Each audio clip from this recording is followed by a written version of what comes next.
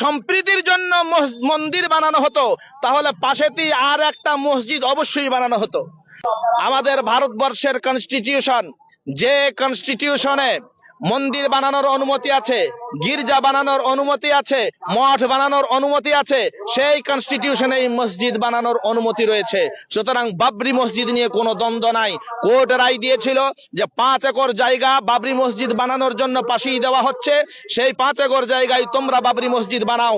কিন্তু মুনাফিকেরা যে সেখানে তো বাবরি মসজিদ বানাতে পারলো না, সেখানে বাবরি মসজিদ বানানো দরকার ছিল তো, কিন্তু পারে নাই। আজকে মুর্শিদাবাদে হচ্ছে, তাহলে গায়ে এত জ্বালা কেন? বুঝতে হবে সে মুনাফিক হয়ে গেছে, আর নচেত বুঝতে হবে যে সে একটা কোনো হিংসার রোষেতে পড়ে রয়েছে। বেটা মুর্শিদাবাদে কেন হতো, আমাদের লোকেরা করলেই ভালো হতো, এই ধরনের আব্রাহার মতো তারও মধ্যে হয়তো হিংসা চলে এসেছে। আজকে আমরা মুসলমান হিসাবে এই যে বেলডাঙ্গার বুকে একটা মসজিদ বানছে, বাবরি মসজিদ, বিশাল মসজিদ।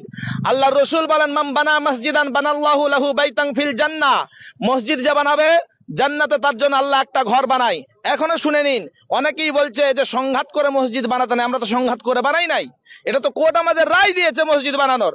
বাবরি নামটা মুসলমানরাই ভয় খেয়ে যাচ্ছে।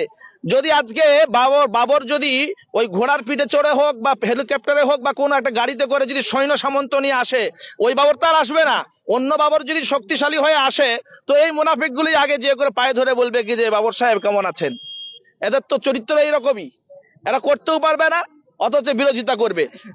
2 নম্বর হচ্ছে জিরার মসজিদে জিরার, রাসূলুল্লাহ সাল্লাল্লাহু আলাইহি সাল্লাম যে মসজিদটা ভেঙে দিয়েছিলেন, করতে মানা করেছিলেন, সেটা হলো মসজিদে জিরার।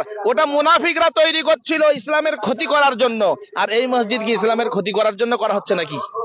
এখানে ক্ষতি করার জন্য করা হচ্ছে না, এটা মুসলমানদের আস্থা নিয়ে করা হচ্ছে। যে মুসলমানরা হৃদয় ভাঙা হৃদয় নিয়ে কাঁদছিল, ডুগরে ডুগরে কেঁদেছে, বাবরি মসজিদ ভেঙেছে, বাবরি মসজিদের বদদুয়া আমরা সহ্য করতে পারছি না, সেই মসজিদ আজকে বেলডাঙ্গায় হচ্ছে। আমরা তো সৌভাগ্যবান, আল্লাহ পাক আমাদেরকে হিদায়াত দান করুক, শত্রুদের থেকে আমাদের হেফাজত করুক, এবং যারা দুমুখ, যারা মুসলমানেরও নাম নেয় এবং মূর্তি পূজার দিকেও যায়, তাদের থেকে আমাদের হেফাজত করুক বলে আমিন।